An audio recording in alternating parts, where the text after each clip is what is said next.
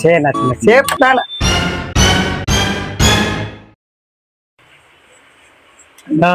என்னடா சிப்பி கிஞ்சிச்சுன்னா அட என்னதான் கேடு உனக்கெல்லாம் நான் அத்தனை பாடு வட்டி இத்தனை பேர் கொஞ்சம் வெளியே வாண்ணா. இத்தனை பேர் கேட்டு நிறுத்திட்டு இருக்கிறாங்களே. அண்ணா கொஞ்சம் வெளியே வாண்ணா. சரி வா, வெளில வா வெளில வா.